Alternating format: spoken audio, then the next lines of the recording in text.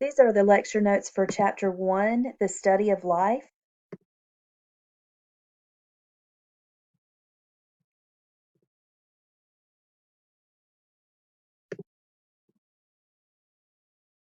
In Figure 1.1, as you can see, is a satellite image of the Earth,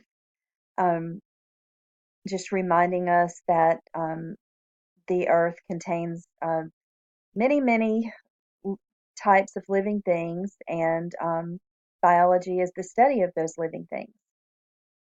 So far, living things have only been found on planet Earth. By the end of section 1.1, the science of biology, you'll be able to identify the shared characteristics of the natural sciences. Biology is a natural science. You will be able to summarize the steps of the scientific method, compare inductive and deductive reasoning, and describe the goals of basic and applied science. Biology is the study of living things, living organisms, and their interactions with one another and their environments. This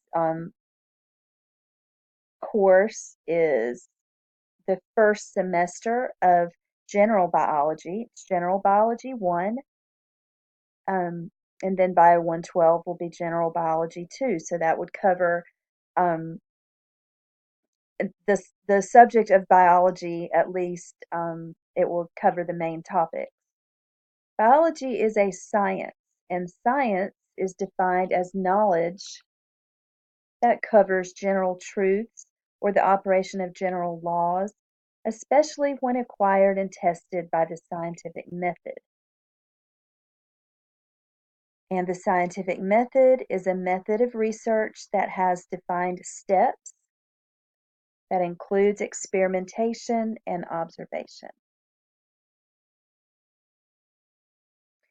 These are some images of living things. Actually, in picture A, um, this is an image of a type of bacteria called cyanobacteria, which was formerly called blue-green algae because of the color, the blue-green color. I know it looks more green here in the picture, but this is actually an image taken with a light microscope, which is what we use in general biology class. Um, the picture on the right are actually remnants of living things. They are called stromatolites.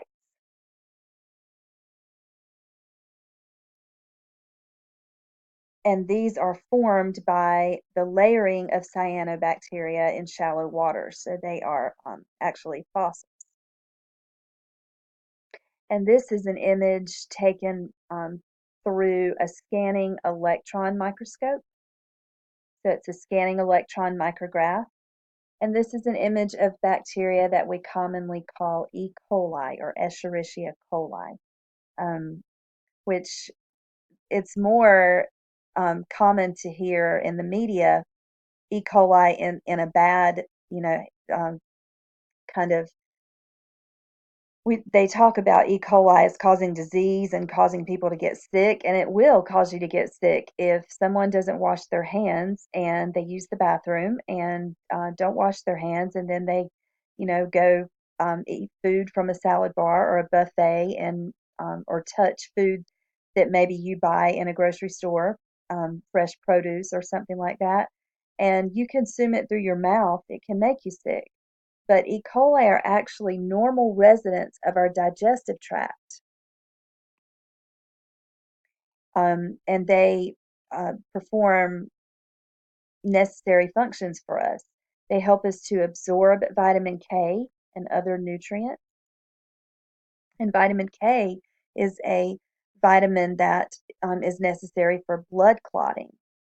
But E. coli, like all bacteria, has several strains, and um, if you consume the wrong strain, called a virulent strain, that can cause you to become sick. All right, moving on, the definition for a hypothesis. These are terms that you're going to need to understand when we go over the scientific method. And a lot of students get confused between hypothesis and theory. When we use the word theory in everyday language, we tend to mean, like if I say I have a theory, I really mean I have a guess.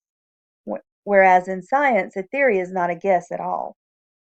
So a hypothesis is more of a guess, but I wouldn't even call it a guess. A hypothesis is a suggested explanation. Sometimes you may have heard it referred to as an educated guess. So, in other words, you don't just throw out some explanation for an observation that you make. You probably did some research and learned as much as you could on your own before, you know, coming up with or formulating your hypothesis. So it's a suggested explanation, and it's um, something that you can design an experiment to test. So a hypothesis can be tested. A theory has already been tested. A theory is tested and confirmed. It's a tested and confirmed explanation. So the difference is hypothesis is a suggested explanation, whereas a theory has been tested and confirmed by experimentation.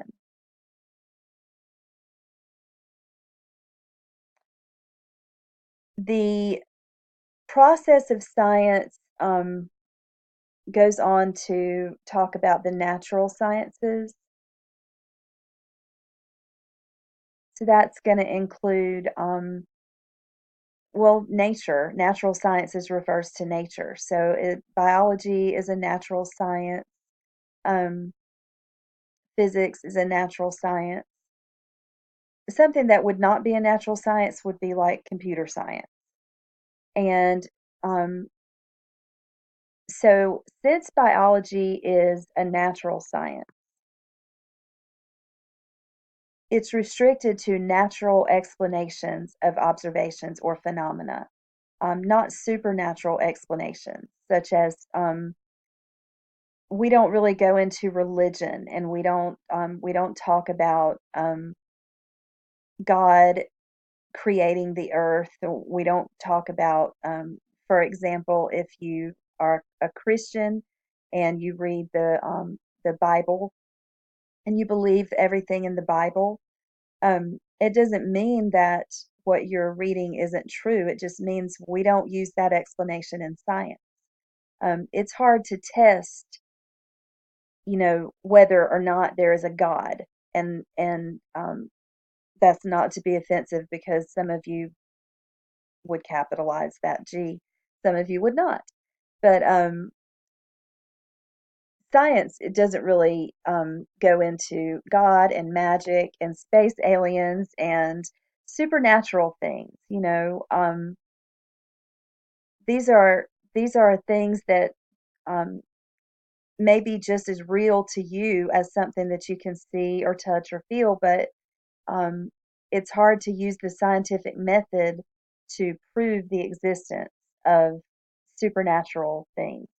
So um, in biology, we stick to learning about things that we are able to observe and experiment on and use the scientific method to kind of prove. So moving on, in science, in scientific reasoning, we use two types.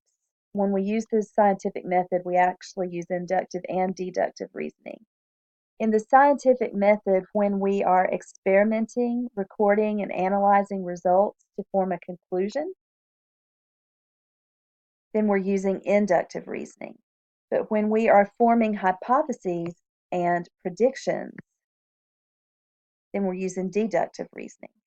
So inductive is a form of logical thinking that uses related observations to arrive at a general conclusion, whereas deductive is a form of logical thinking that uses a general principle or a law to forecast specific results. So again, in science, in biology, when we're using the scientific method, After we've done our experimentation and we've recorded our data and analyzed our data, once we form a conclusion from that collection of data, we are using inductive reasoning. But when we formulate hypotheses and make predictions before we do our experiment, we are using deductive reasoning. And this chart gives you an example of the two types of reasoning. Inductive reasoning comes from a number of observations and you draw a general conclusion. The observation, for example, here is members of a species are not all the same. Individuals compete for resources, and species are generally adapted to their environment. So, from that collection of observations, the conclusion could be individuals most adapted to their environment are more likely to survive and pass their traits to the next generation. So, you're taking a set of observations and using those to draw conclusions. That's inductive. In deductive reasoning, you're starting with a general premise and predicting specific results. So here, the general premise is individuals most adapted to their environment are more likely to survive and pass their traits on to the next generation. Notice that general premise was the conclusion from the inductive reasoning example. But the predicted results could be if the average temperature in an ecosystem increases due to climate change, individuals better adapted to warmer temperatures will outcompete those that are not. Now, we're not going to know whether this is true or not unless the average temperature increases in an ecosystem and we can observe. So, this is what we're predicting these results. We can't really prove them until they happen or until they don't happen. So deductive reasoning predicts, whereas inductive reasoning helps you to draw conclusions. And it says over here on the right, in this particular example, the conclusion from inductive reasoning can often become the premise for, this should be D, deductive reasoning.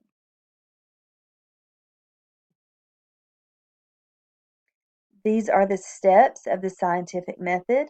When we use the scientific method in biology or in any science, we try to use these steps to help us to form the most accurate conclusion, for our conclusion to be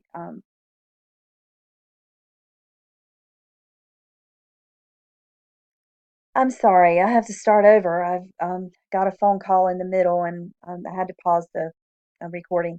So, anyway, back to the scientific method. We're going to use these steps to try and make the most accurate conclusion. Um, so, in the scientific method, you typically make an observation, and it can be not just one observation, it can be several observations that lead you to ask a question that you don't know the answer to. And then once you ask that question, you may do some research. You may get online and look at YouTube videos or go to Google and research your question. And but you still don't have an answer. You're still going to have to do an experiment to really answer the question. But you can, from your research, you can actually form a hypothesis. And the hypothesis is the answer to the question, but you still have to prove it.